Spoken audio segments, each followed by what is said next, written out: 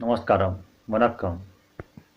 हाल ही में हुए उत्तराखंड के हल्द्वानी में अवैध रूप से सरकारी ज़मीन पर मदरसा का बनाया जाना और फिर नगर निगम द्वारा मदरसे को गिराया जाना और मदरसा गिराने पर उपद्रव करते लोग, ये सब हुआ जब उत्तराखंड को देवभूमि, शांति, योग, ध्यान के लिए जाना जाने वाला जगह उत्तराखंड, हिमाचल प्रदेश, इस तरह की जगह पर जब इस तरह की घटना होती है तो थोड़ा हट कर लगता है। वैसे तो कभी उत्तराखंड उत्तर प्रदेश के साथ था, तो जो हालात उत्तर प्रदेश में थे उसके बारे में आपको पता ही है। तो ऐसा नहीं है कि देवभूमि है, ऐसी भूमि है जहाँ कोई इस तरह का उपद्रव कभी हो ही नहीं सकता। समाज में जिस तरह के विचार के लोग रहते हैं उस तरह का कार्यकलाप होता है।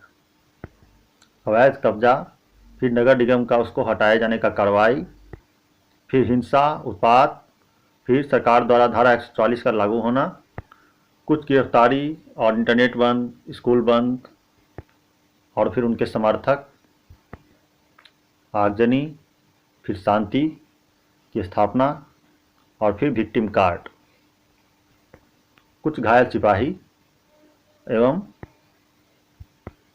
सरकारी संपत्ति और व्यापारिक संपत्ति, व्यापारियों की दुकान में लगी आग और जगह जगह पेट्रोल बम और पथराव। ये सब तब हुआ जब हल्द्वानी में नगर निगम ने अवैध मदरसा को हटाने गए और फिर उन पर हमला हुआ, ज़बरदस्त पथराव हुआ। फिर स्वभाव से लोग थाने से मदद मांगते हैं, तो थाने का भी घिराव हुआ, थाने पर भी आगजनी हुई, पथराव हुआ, पेट्रोल बम से हमले हुए और फिर थाने के लोग थाने के अंदर और निगम की कर्मचारी अलग थलग। मालूम होता है हालत ऐसी थी, थाने के सिपाहीगण अपनी सुरक्षा में भी आत्मरक्षा में सामने वाले पर हमला करते हुए 5-10 को भी घायल या इनकाउंटर कर ख़त्म करने में सफलता नहीं मिली। यहाँ तक कि वो अपनी जान बचाने में ही पूरी तरह से उलझे रहे। सैकड़ों हमलावरों में से 10 भी उनके उस तरह से हाथ में आते जिससे उनके साथ बाकी लोगों का क्लू मिलता। ऐसा कुछ खास अभी तक तो नहीं हो सका है। हमारे उत्तराखंड की पुलिस हो या और अलग राज्यों में जो पुलिस है वाहवाही के काबिल है। इनके भरोसे समाज की सुरक्षा लोगों ने सौंप रखी है और लोगों ने सोचना चाहिए कि इन पर किस हद तक सुरक्षा की जिम्मेदारी अपनी सौंपी जाए, किस हद तक पुलिस पर समाज की सुरक्षा का भरोसा किया जाना चाहिए। क्या हल्द्वानी प्रशासन भारत में अलग अलग राज्यों में हुई घटनाएं, चाहे वो कर्नाटक हो, मध्य प्रदेश हो, महाराष्ट्र हो, दिल्ली हो, उत्तर प्रदेश हो या कोई और राज्य हो, यहाँ तक कि विदेश में भी, यूरोप में, फ्रांस या और भी कई जगह, फिर ब्रिटेन में इसी तरह की समान घटनाएं हुई हैं, जहाँ पर पत्थर और पेट्रोल बम जो बहुत आसानी से उपलब्ध हो जाता है।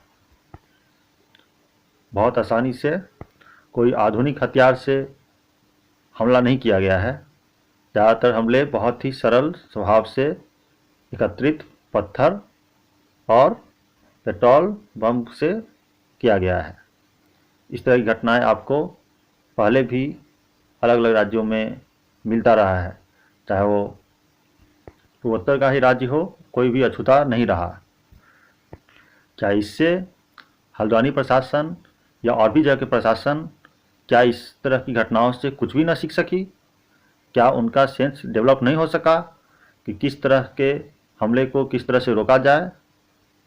आपने सुना होगा हल्द्वानी प्रशासन की तरफ से जब कहा गया तो वहाँ पर कलेक्टर साहिबा कहती हैं कि नगर निगम ने पूर्व में भी कार्रवाइयाँ की हैं और बहुत सारे अवैध दुकान जो कब्जे में थे उन सबको हटाया गया है। क्या वो इसको और बाकी जो सेंसिटिव के तौर पर कम्युनिटी के एक खास प्लेस को लेकर, जिसको किसी भी तरह से अवैध कब्जा बनाया गया है, उसको बिल्कुल सामान्य रूप से लेती हैं। दोनों में वो अंतर नहीं कर पा रही थी। क्या इस तरह का मानसिकता तो दोनों में अंतर ना कर सके समाज को प्रशासनिक सेवा देने योग्य है? ये बात सोचनी चाहिए। क्या इस तरह का हमला केवल नगर निगम के उस अवैध जमीन पर जो कब्जा था उसको हटाने के लिए था, या ये हमला एक सांकेतिक तौर पर यूनिफॉर्म सिविल कोड के विरोध में भी था, या वहाँ के समाज को डराने के लिए था? क्या आप डरे, या एक तरह का शक्ति प्रदर्शन था कि देखो हम इतने ताकतवर हैं और इस हद तक जा सकते हैं? उत्तराखंड के मुख्यमंत्री ने आदेश दिया, धारा 144 लगी। कहा तो ये भी गया कि देखते गोली मारने का आदेश हुआ।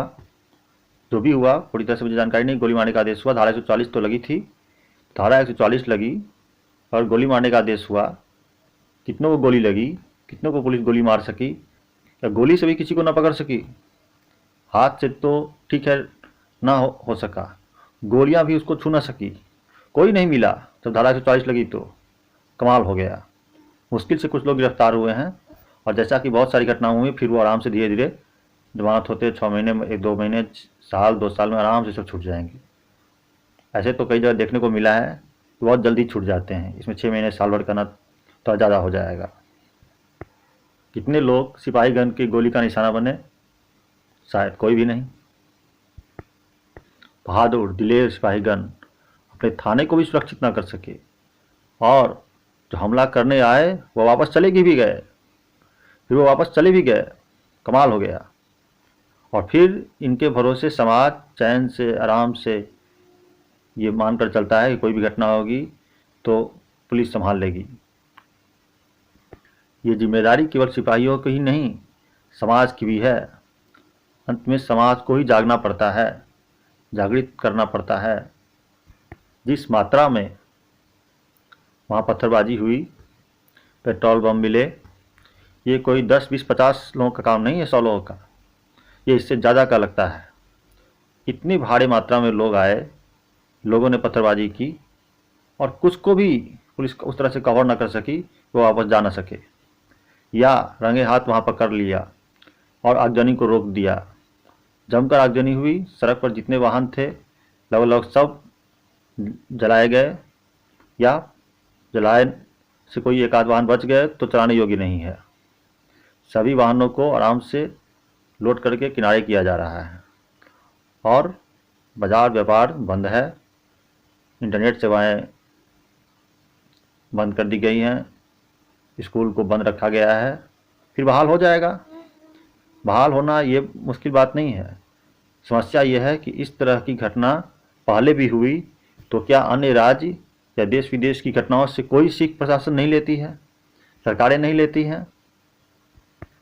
फिर वही लोग समाज में बहुत अच्छे लोग बनकर, शांति प्रिय बनकर, शांति से उन्हीं के बीच अलग अलग कार्यकलाप पेशा करते हुए मिलेंगे और हिल मिलकर उसी समाज में रहने लगेंगे। तो क्या उनका वास्तविक रूप बदल जाएगा, या वास्तविक सोच बदल जाएगी? जब ऐसा कुछ भी नहीं होगा तो घटनाओं को भूलने की ज़रूरत नहीं है। घटनाओं पर सचेत रहें और समाज को मजबूत करें। सिपाहियों को शक्ति अगर प्रशासन ने दी है तो आपकी भी एक जिम्मेदारी है कि अपने सिपाहियों से पूछें कि आपका समाज पर किस हद तक पकड़ है, कहाँ तक आप हमें सुरक्षा दे सकते हैं। ये आज के समय में का बहुत महत्वपूर्ण सवाल हो चुका है।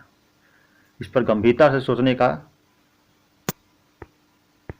सबको ज़रूरत है।